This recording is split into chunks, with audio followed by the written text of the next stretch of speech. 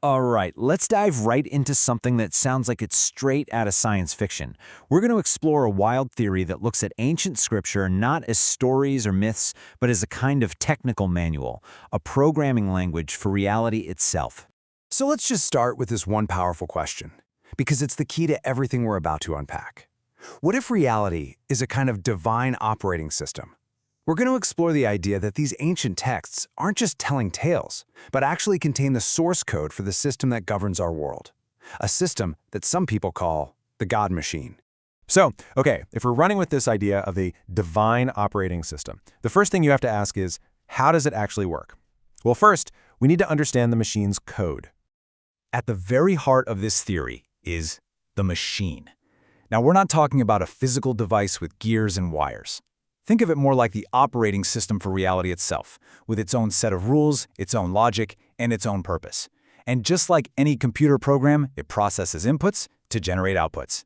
And within this system, there's this constant battle going on. On one side, you've got truth. This acts like clean, meaningful code that helps the machine run smoothly. But on the other side, you've got what the source material calls white noise, distractions, gossip, lies. All of that acts like junk data, creating bugs and system errors. And the machine is constantly trying to sort one from the other. Now, if reality is a program, then it would probably have a timer, right? And according to this interpretation, a huge system event, a 2,000-year countdown is about to end. So let's take a look at the timeline. The clock supposedly started ticking way back in 70 AD with the destruction of the Second Temple in Jerusalem. Now, you fast forward 2,000 years from that point, and that brings us to 2070, which means right now in 2026, we are in the final stretch. And this whole timeline is pulled from prophecies in the book of Daniel, which gives us two very specific numbers to work with. The first key number from Daniel's prophecy is 1,290. In this way of thinking, this number kicks off the final phase of the entire cycle. You can almost think of it as the system initiating its final shutdown, or maybe reboot sequence. And then we get the second number, 1,335. Daniel literally says, "Blessed is the one who waits for and reaches the end of the 1,335 days." This marks the absolute final point, the completion of the whole transformation. So here's where it gets really interesting. The difference between those two numbers, it's 45. Now, if you apply the common prophetic rule of a day for a year, this gives us a 45-year window for the machine's final transformative update. And if the whole cycle ends in 2070, that means we are living inside that 45-year window right now. I know, a 2,000-year timer is a massive concept. So let's zoom in on a much more tangible example of this code in action, the story of manna from heaven. What if it wasn't really food? What if it was a form of data transfer, literally from the cloud? The Bible describes manna as this mysterious, thin, flaky substance that just appeared every single morning. In this interpretation, manna was less like bread and more like a data stream, a daily download from a divine cloud that provided not just physical but informational sustenance. In fact, the biblical rules for manna behave exactly like a modern tech protocol. I mean, just look at this breakdown. It's wild. The rule that manna goes bad overnight? That's basically an expiring cache or a one-time password. The data is useless after 24 hours. The fact that everyone got an equal share no matter how much they tried to grab?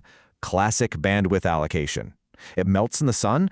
Sounds a lot like light-sensitive data that degrades with exposure. And the double portion that shows up on Friday and lasts through the Sabbath? That's a perfect analogy for an automated weekend backup right before the servers go offline. It's uncanny. It suggests a system that required a constant daily connection to the source. So if there's a divine machine out there, how do we humans even interface with it? Well, the story of Jacob's wives, Leah and Rachel, gives us a kind of blueprint for two very different human operating systems. So here you have these two archetypes. There's Rachel, who represents beauty, aesthetics, but she's passive. In the story, she's barren, which in this framework means her plate is empty.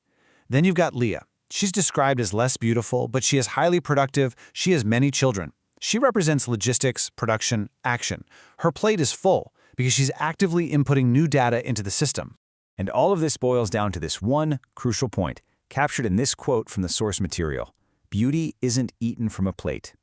In the cold, hard calculus of this divine machine, passive aesthetics don't actually provide any sustenance. It's the active production, the logistical, often messy work of creating and building that ultimately feeds the system and, well, ensures survival. And this brings us to our final piece of the puzzle, the master key. If this whole system is a code, has anyone ever actually managed to hack it? Well, according to this theory, one person did, King David. He didn't just use the system, he figured out how to reverse engineer it. So how did he do it? It was a four-step process. First, ego removal. He famously called himself a worm and not a man, basically creating a vacuum for the divine code to rush in. Second, frequency synchronization. He used the Psalms like software scripts to tune his personal frequency to the divine, which was symbolized by the Ark of the Covenant. Third, he maintained a real-time connection. Just like the Manna protocol, he renewed that connection every single day. And fourth, he cleaned the channel, because he understood that truth is the perfect conductor for divine energy, while lies are just signal-blocking static. And that leaves us with one last, really provocative thought. If you accept this whole premise, even for just a moment, that reality runs on a divine code that people have been trying to interpret for thousands of years, it raises a huge question for all of us. Are we experiencing the raw original program? Or are we just living inside a version that's been edited, interpreted, and maybe even corrupted by others over time? What code are you running?